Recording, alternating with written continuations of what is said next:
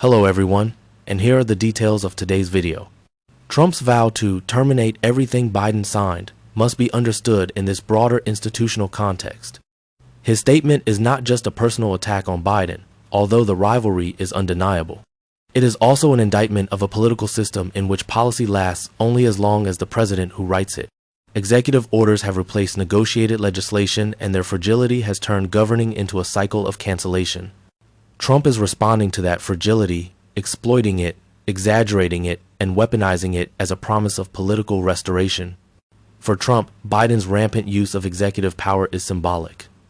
Many of Biden's executive orders are clear reversals of Trump-era policies, rejoining the Paris Climate Agreement, halting border wall construction, halting oil drilling permits, expanding environmental protections, easing immigration enforcement, and increasing regulatory oversight. Each executive order represents a dismantling of Trump's vision of the state. For Trump and his supporters, these are not neutral administrative adjustments, they are ideological rejections. Trump's current promise to undo Biden's executive orders is seen as a restoration of the institutional narrative that Biden tried to overwrite. But the structural context is much more important than personal discord. Because the United States lacks an effective legislative pathway to long-term strategy, each administration improvises a regulatory framework through executive orders, which the next administration then dismantles. This pattern creates an unstable policy environment, in which the country oscillates between conflicting models every 4 years. Trump's threat to undo Biden's executive orders is an acknowledgement of this instability, positioning himself as the next swing not toward compromise but toward complete reversal. In effect, Trump exploits the weakness of the executive system to project power. The act of ending everything Biden signed is presented as decisive, forceful, and transformational, even though the legal reality is more complex. What matters is the exercise of power, the image of cutting through the bureaucracy in one move. In this sense, Trump's vow is not simply a response to Biden, but also reflects a deeper constitutional drift. The presidency has become both maker and destroyer, creating policy through unilateral action and destroying it just as quickly. Trump is merely the most dramatic embodiment of this new political reality, a reality shaped not by individuals but by systemic dysfunction. Trump's determination to dismantle Biden's executive orders is rooted in a political economic landscape shaped by long-standing interests, structural anxieties, and competing visions of national development. Biden's executive actions, taken collectively, represented a sharp turn toward a regulatory, climate-oriented, and socially protective model of governance. They expanded federal oversight over energy, labor markets, environmental standards, technology, and corporate practices. For many sectors, especially fossil fuels, heavy manufacturing, financial firms, and deregulation-oriented industries, these measures signaled a shift that threatened established profit structures and strategic planning. Trump's promise to erase these orders is therefore not merely ideological.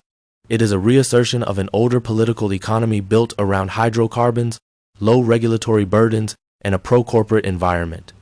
The most decisive element in this struggle is energy policy. Biden's executive orders impose strict limits on methane emissions, curtail drilling leases on federal lands, and reintroduce the United States into global climate frameworks. These actions accelerated the transition toward renewable energy and signaled a long-term structural pivot away from fossil fuels. For oil, gas, and petrochemical sectors and the regional economies dependent upon them, Biden's policies appeared existential. Trump's reversal pledge offers them not only regulatory relief, but a restoration of their centrality in the national economic model. Beyond energy, Biden's EOs expanded union protections, strengthened worker safety rules, and encouraged collective bargaining in federal workplaces. They empowered regulatory agencies to scrutinize anti-competitive corporate behavior, especially in technology and finance. These measures potentially diminished the flexibility of firms accustomed to decades of deregulation. Trump's promise to abolish them serves as a direct signal to corporate America that under his administration, the tide will shift once again toward managerial autonomy and diminished oversight. Financial institutions also stand to gain significantly from Trump's reversal strategy. Biden's executive directives encourage tighter scrutiny over bank consolidation, illicit finance, and systemic risk.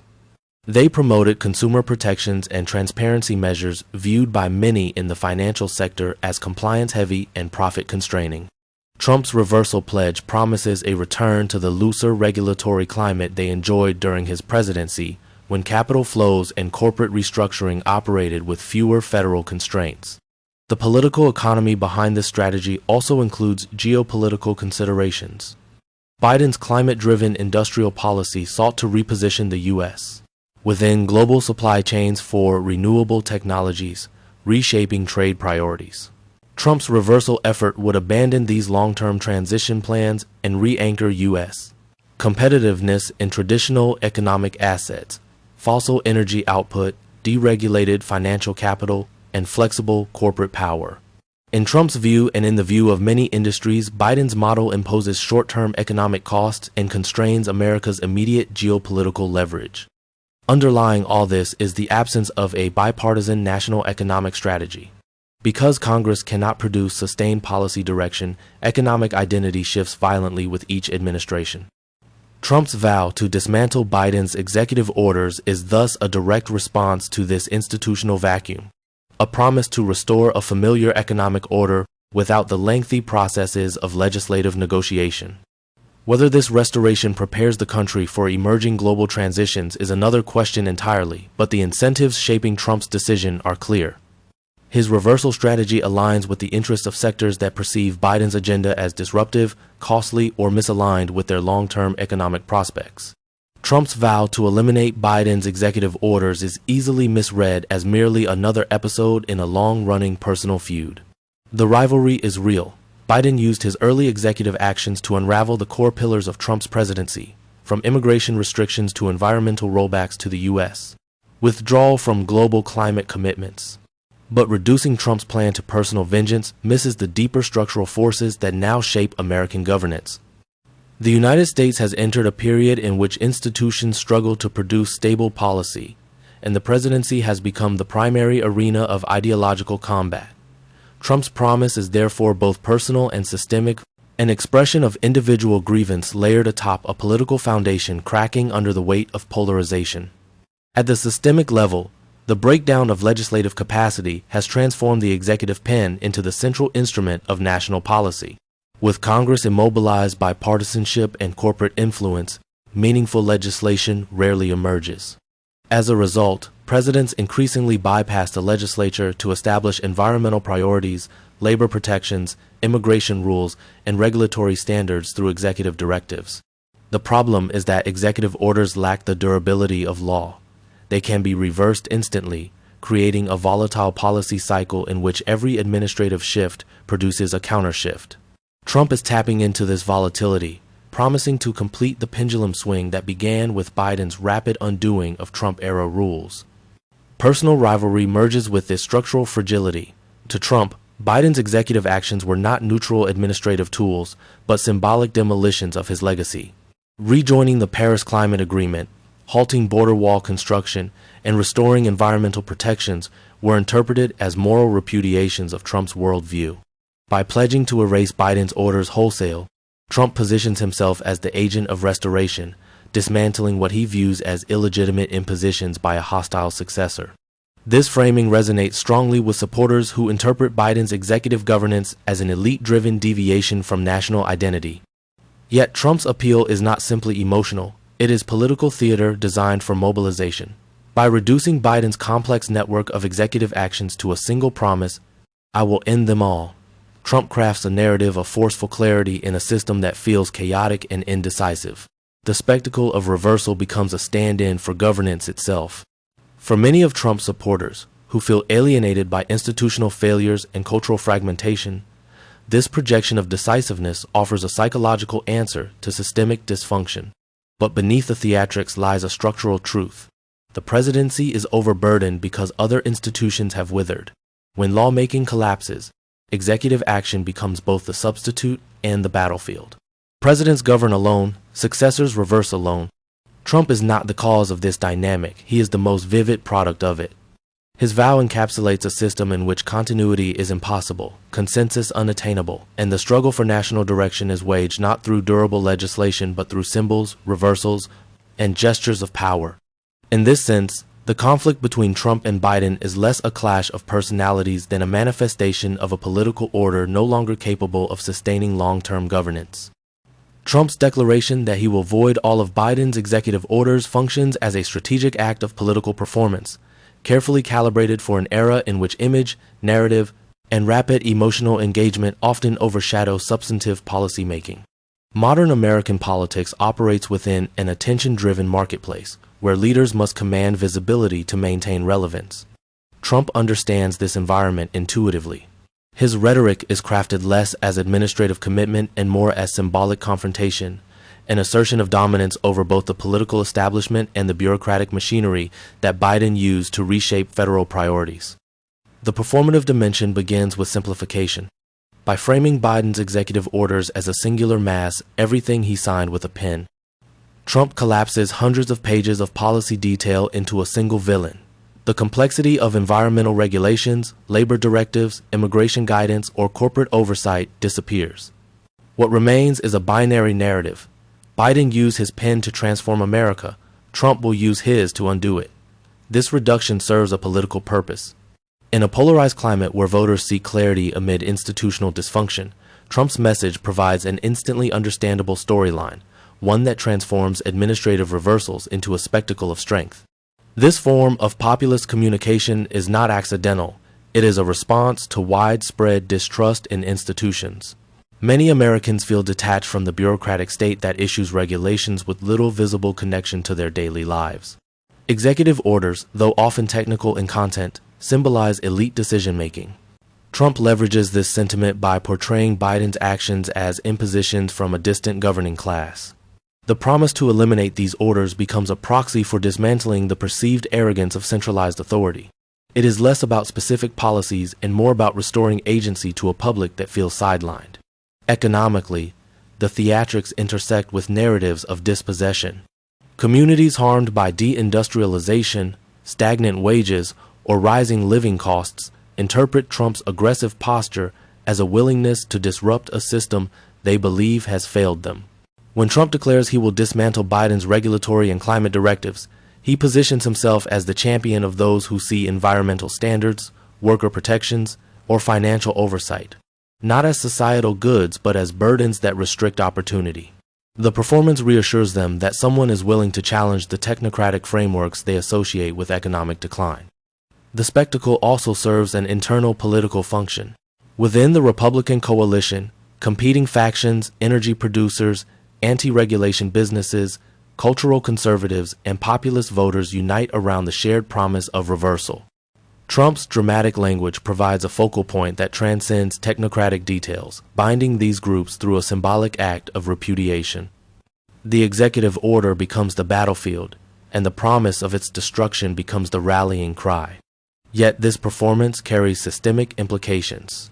When politics becomes a theater of symbolic gestures, governance risks becoming episodic and unstable. Trump's vow exemplifies a broader trend in which policy is shaped not through deliberation or institutional continuity, but through emotionally charged reversals. The act of destroying a predecessor's work becomes an instrument of political legitimacy. In this environment, the capacity for long-term planning deteriorates, replaced by cycles of spectacle-driven policy swings. Trump's rhetoric is not simply a campaign message. It reflects a system increasingly governed through symbols, narratives, and attention rather than sustainable strategy. Trump's pledge to eliminate Biden's executive orders is not merely an ideological correction, it is a reallocation of power and resources. Every large-scale policy shift generates winners and losers, and Trump's reversal strategy is structured to reward certain constituencies while imposing costs sometimes severe on others. In this sense, the promise is a form of political sorting. Industries aligned with Trump's priorities gain advantage, while groups that benefited from Biden's regulatory or humanitarian approach face punitive consequences. The most immediate winners are the fossil fuel and extractive industries. Biden's executive orders tightened environmental regulations, constrained drilling on federal lands, limited methane emissions, and reoriented federal procurement toward clean energy. Removing these directives restores the profitability of oil, gas, and petrochemical firms, reduces compliance costs, and accelerates expansion in drilling regions. These industries regain privileged access to federal lands, weaker oversight, and policy certainty rooted in traditional carbon-driven growth. For states dependent on fossil fuel revenue, this shift offers temporary economic relief, though at the expense of long-term sustainability. Corporate actors, particularly in finance, logistics, manufacturing, and technology, also gain from the dismantling of Biden's pro-regulatory orders. Biden instructed agencies to increase antitrust scrutiny, enhance consumer protections, and strengthen oversight of systemic financial risks. Trump's reversals signal a return to lighter regulation, allowing corporations greater room for mergers, pricing flexibility, and labor cost management. For firms navigating rising wages, supply chain restructuring, or global competition, deregulation functions as a protective shield against downward pressure on profitability. But these benefits are mirrored by significant punitive effects on other groups. Environmental agencies, climate research programs, and public health institutions lose regulatory authority and long-term strategic direction. Their capacity to shape national climate adaptation already fragile contracts further. Renewable energy firms, which rely on federal incentives, guidance, and stable regulatory frameworks, find themselves facing uncertainty that undermines investment and slows technological deployment. The punishment extends beyond institutions. Entire sectors built around clean energy innovation face disrupted planning horizons. Immigrant communities experience another dimension of punishment. Biden's executive actions loosened enforcement priorities, expanded pathways for reunification, and restored humanitarian protections. Trump's vow to rescind these orders reintroduces the threat of aggressive enforcement and heightened deportation pressure. Families who began rebuilding stability under Biden face a renewed climate of insecurity, intensified border controls, and a reassertion of deterrence-focused policy. Workers and unions, likewise, stand to lose. Biden used executive authority to strengthen federal labor standards, increase protections in federal contracting, and support collective bargaining. Reversal weakens these safeguards, enabling firms to maintain flexible labor practices at the expense of worker bargaining power. In industries already characterized by wage stagnation and unstable employment conditions, the cost is borne by those least equipped to absorb it. Finally, America's international partners encounter strategic consequences. Biden's executive orders align the U.S. with global climate commitments and multilateral regulatory frameworks.